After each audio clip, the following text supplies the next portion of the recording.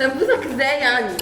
بتقولها سمبوسك ولا سمبوسة؟ كل واحد في القعدة له رأي، ساعات بنختلف وساعات بنتفق. في اللعبة دي لو خمنت رأي الأغلبية صح تكسب، لو معرفتش تخمن تخسر. كروت اللعب فيها كمية مواضيع مثيرة للجدل تقلب القعدة. في أسئلة عميقة زي تسيب ولا تتساب، وأسئلة خفيفة زي بسبوسة ولا كنافة. الكارت متقسم نصين، كل اختيار ليه رقم، وكل لعيب معاه كارت تصويت.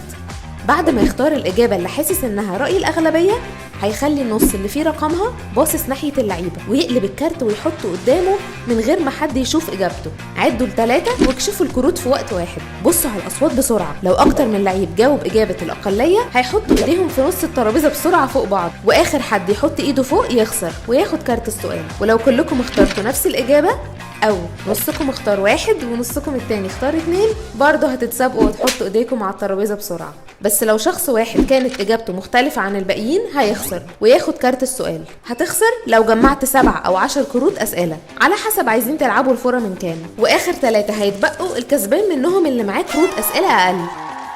عايزين تتبسطوا اكتر؟ اقفوا عند كل كارت شويه وتناقشوا مع اللي معاهم واللي عليهم. تقدروا تجيبوا معاهم ولا عليهم من على موقعنا قولامين.com او الستوريز في الهايلايتس على الانستجرام.